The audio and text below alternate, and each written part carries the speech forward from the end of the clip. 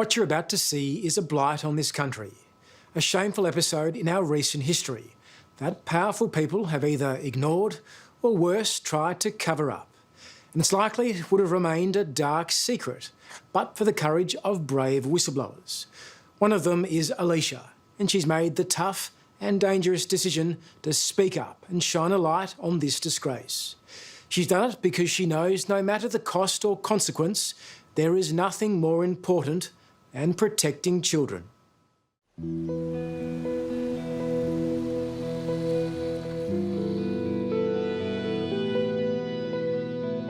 It might be in a beautiful part of the world, the rich farming land outside Deloraine in northern Tasmania. But there's nothing nice about the Ashley Youth Detention Centre. It's a prison of shame. Here, good didn't stand a chance against evil. People have been harmed. Children have been harmed out at Ashley for 100 years. Its history is horrific and dark and scary. It's been 18 months since Alysha left the prison on stress leave. Despite still serving as a public official, she's decided to blow the whistle on what's really happening inside. That's it. And this is the first time you've been back since you've left? Yep. What are you feeling? Exactly the same as I felt every day when I left work, I guess. Just that it's completely inhumane and wrong that there's children in that facility. I've said to them that I believe them, and I've said to them that I'll do everything that I can to help, and I will. If it wasn't for whistleblowers like Alysha, it's unlikely we'd know what really went on here. How vulnerable children were mentally tortured and sexually abused. Their basic rights ignored by a cabal of staff. It's scary to speak out against people when you know what they're capable of. I'm absolutely terrified. But you're going to come and stand up and tell the truth? Yeah. In October 2019, Alysha took a job at Ashley, hoping to help kids rehabilitate rather than re-offend. A lot of them have come from really difficult homes and backgrounds. They're ticking every box for vulnerabilities.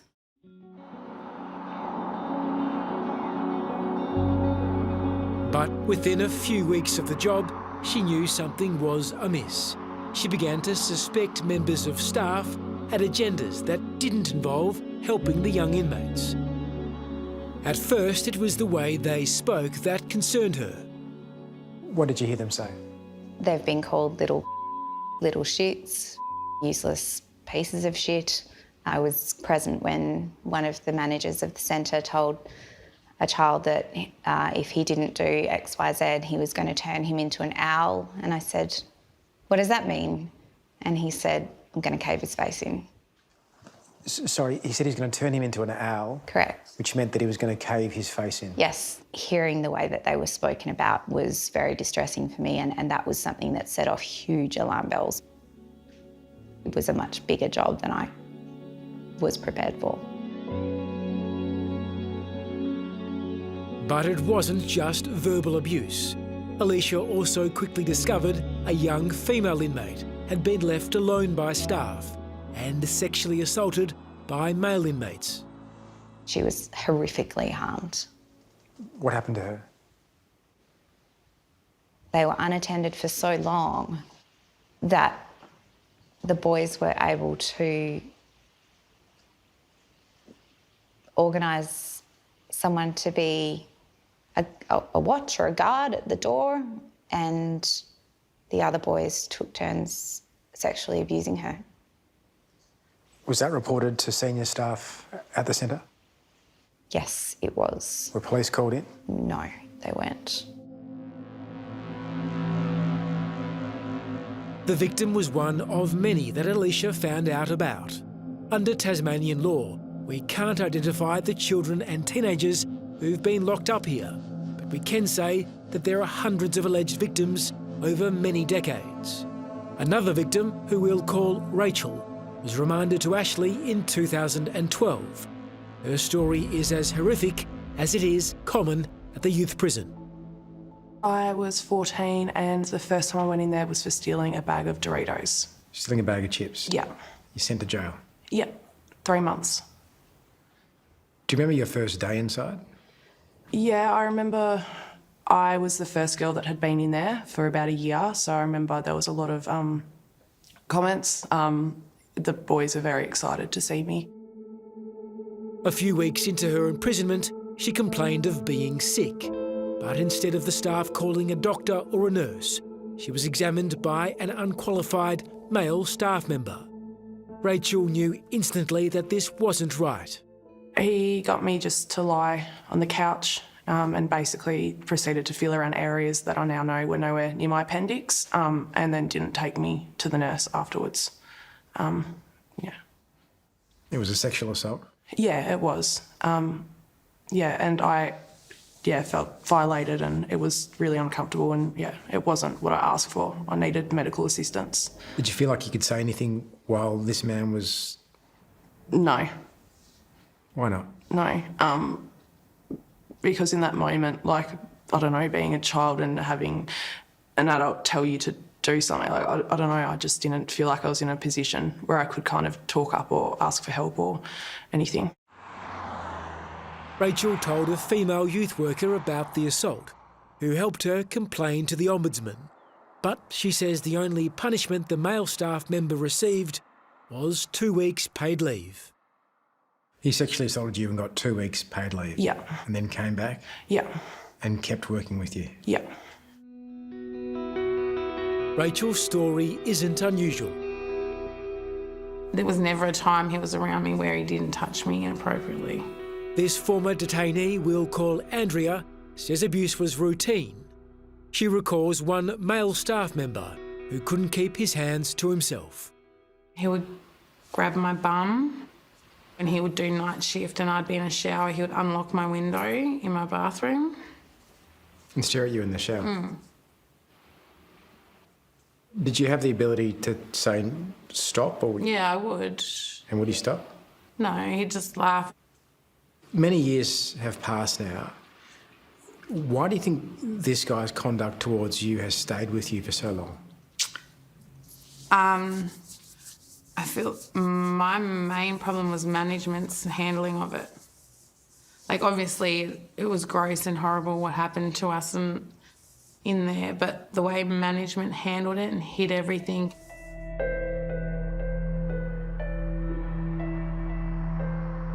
We now know that teens and children were subjected to abuse for decades at the Ashley Youth Detention Centre, and that some staff were well aware of it.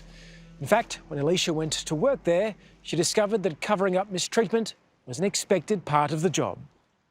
What did staff tell you about what happens to staff who rock the boat or speak out about allegations?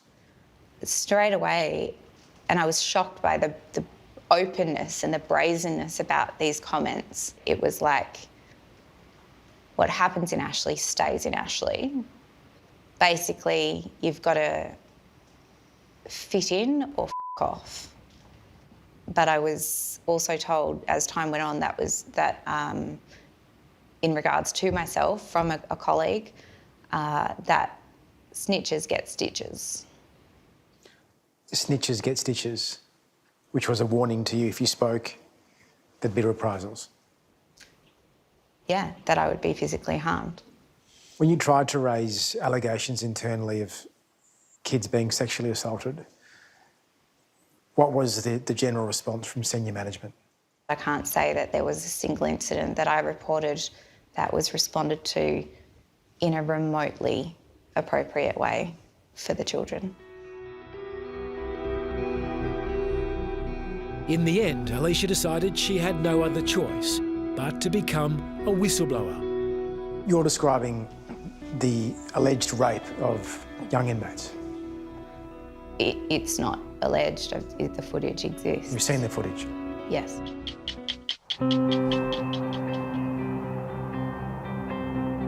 It's a place that was meant to help steer teens and kids away from trouble, towards the straight and narrow.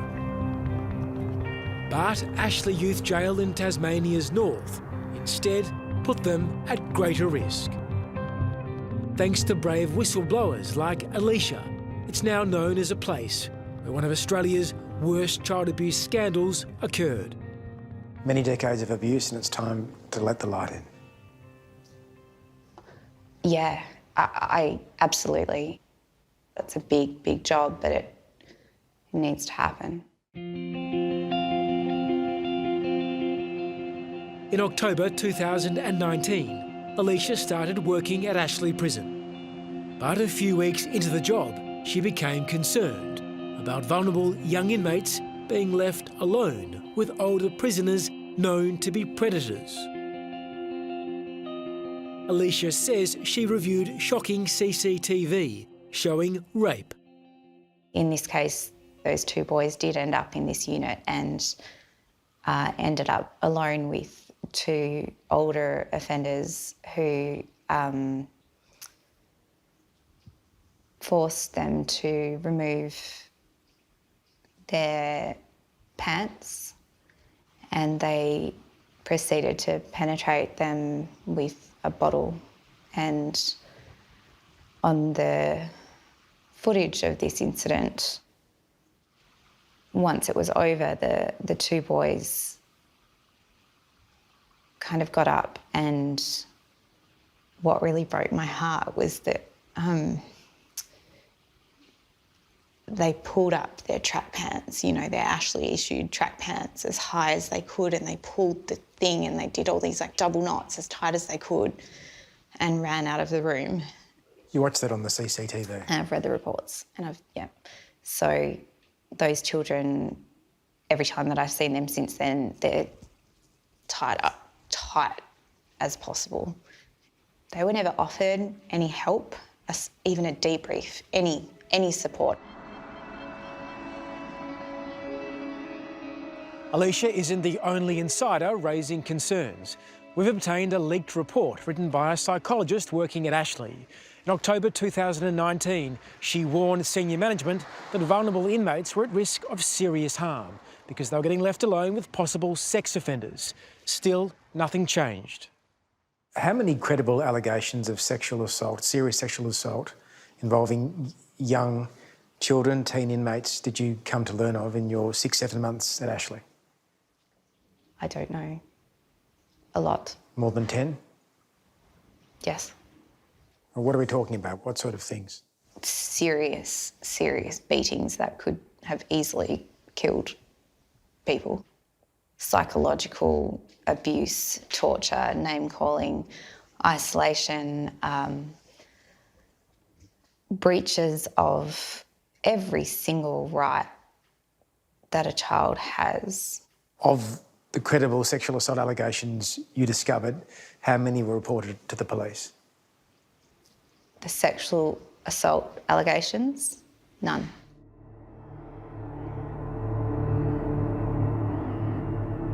It gets even worse. Before Alysha joined Ashley, the prison was already on notice that vulnerable young inmates were at clear risk of being raped. In 2007, a 14-year-old Will called Andrew was on his second night of remand. He was placed in a cell with an older, bigger inmate who was locked up for a previous sexual assault.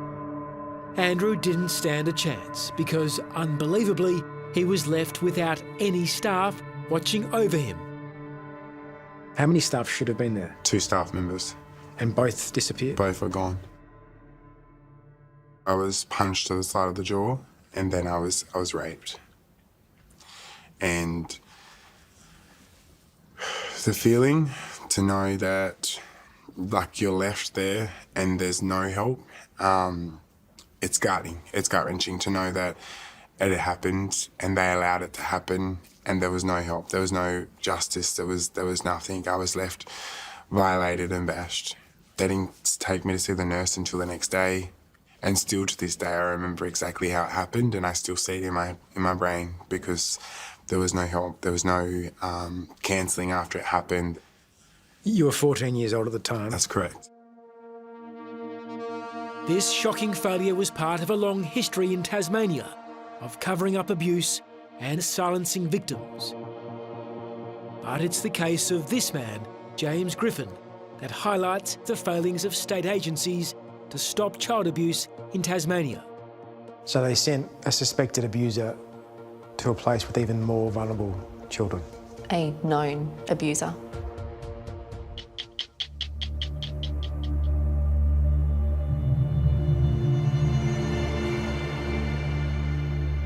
Many monsters have worked behind the walls of the Ashley Youth Detention Centre. One of them was this man, James Griffin. Griffin began working at Ashley in 2017, but it's how he got the job that's outrageous. That's because for years before, it was suspected he was a serial child sex offender.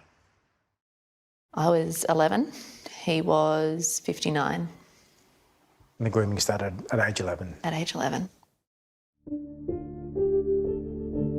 In 2008, Tiffany Skeggs met child nurse and Tasmanian netball volunteer James Griffin. It wasn't long before he started abusing her. He had absolute control over me. The exploitation was as far as you can go. Now 24, Tiffany says her innocence was stolen. My life revolved around him. I had to be at his beck and call constantly. And the more physically abusive part of that was that he would rape me at least 2 to 3 times a week. And I had to be available for that. And how long did that ordeal last? Until I was 19. What makes Tiffany's story even worse is that Griffin was on the radar of authorities for years. But instead of stopping him, he was left to abuse her and other vulnerable children, including at the Launceston General Hospital, where he worked at the time. Multiple complaints suggesting Griffin was a pedophile were lodged with police and public sector agencies in Tasmania. I ended up suffering a near decade because they refused or disregarded and just plainly didn't act on the information they had at the time. I was expected to put up with it by everyone, not just him. Tasmanian Police, the Launceston General Hospital and Netball Tasmania all failed to act properly on tip-offs about Griffin. Federal authorities were also tipped off in 2015 that Griffin was linked to child exploitation material and was travelling overseas with a minor. Tiffany says Border Force officials approached them here at Melbourne Airport and took possession of both their mobile phones. What was on yours and his phones? Extremely exploitative and pornographic material of myself, for certain. On my device and his device, I know for fact that there was a particular set of images and videos that were of he and I in his bedroom, in his bed, and the video is a recording of him penetrating me and sexually assaulting me. And Border Force examining your phone, it should have been clear to them that this was images of child exploitation. Absolutely, my face was in some of those photos and certainly in the video. And how old were you in those photos and video? I was 15 in those particular ones. How old was he? He would have been around 64. Border Force had an opportunity to conduct a forensic phone search, but records show only a manual search of Griffin's phone was performed. Tiffany believes they let a pedophile go free. What did that mean for you? it meant that I still had years of abuse to come, that I would never be free of him. I would never have another opportunity like that for any authority in this state or this country to help me. I was on my own. I had to fend for myself and continued to be raped by him, as did others. Griffin was free to roam and search for other victims. And instead of keeping him away from vulnerable children, in 2017, he was transferred to Tasmania's youth jail, Ashley. So they sent a suspected abuser to a place with even more vulnerable children. A known abuser. No one knows if Griffin abused any children or teen inmates at Ashley Youth Jail. In 2019, Tiffany bravely reported him to police. He was charged but killed himself before he faced justice. When he took his life, did you feel cheated? Yes. Why? I, from the get-go, from my very first disclosure, had followed the process, the proper legal process, and done absolutely everything right and in line with that process to ensure we could get a sound conviction and that he would be appropriately punished for his crimes. And I never got that. And not a single one of his other victims ever got that. And we never will. We don't have a chance to get justice because the system yet again failed. Griffin may have wanted the scandal of his abuse to die with him, but Tiffany wanted justice. Last year, she joined forces with Ashley whistleblower Alysha, who was also trying to expose the failings of state agencies to stop child abuse in Tasmania. Together, they would make radical change. Alysha was the first person in the world that made me feel like I wasn't an alien. And if I hadn't met Alysha, I wouldn't be alive today.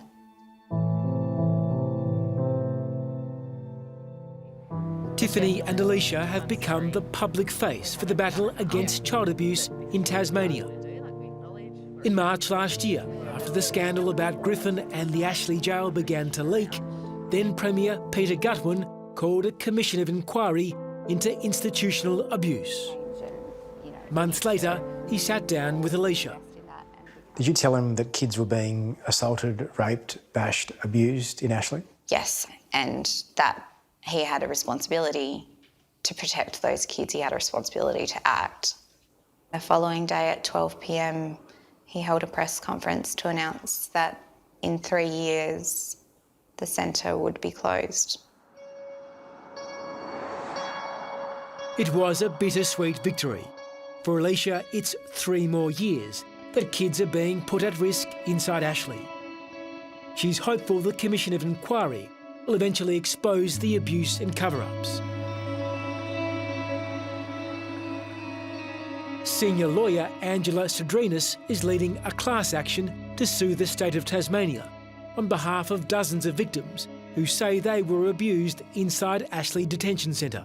We've got about 150 claimants who allege abuse at Ashley, and really it just keeps growing. We see more and more people coming forward. How can more than 150 people allegedly be seriously abused and the state and Ashley get away with it? Well, they've gotten away with it up till now. It's actually hard to fathom because any human being, the thought of a child being abused is just so difficult to deal with. Do you think there's still predators, pedophiles in the system in Tasmania today? Absolutely. How? I do. Well, apart from anything else, we're still getting quite contemporaneous complaints. How does it happen? Really across all sections of the system, if you want to call it that, there are still gaps and there are still failures. Across the state, 32 officials have been stood down over sex abuse allegations. But until there are major reforms to better protect children, Alysha and Tiffany don't feel safe enough to return to live in Tasmania. For now, they find comfort in each other's company and the shared experiences of other victims and whistleblowers. What has been the impact on you and your family for speaking up for the young inmates at Ashley? It's completely upended and destroyed our lives. Once I removed myself from the site, they said, oh, well, it's not safe for you to go back. And I thought, well, you've got exactly what you wanted, you know. I won't be reporting and causing trouble for you any longer. But I didn't stop. I kept escalating my reports. And you haven't stopped? No, I can't. Hello, I'm Liz Hayes. Thanks for watching 60 Minutes Australia. Subscribe to our channel now for brand new stories and exclusive clips every week. And don't miss out on our extra minute segments and full episodes of 60 Minutes on 9now.com.au and the 9Now app.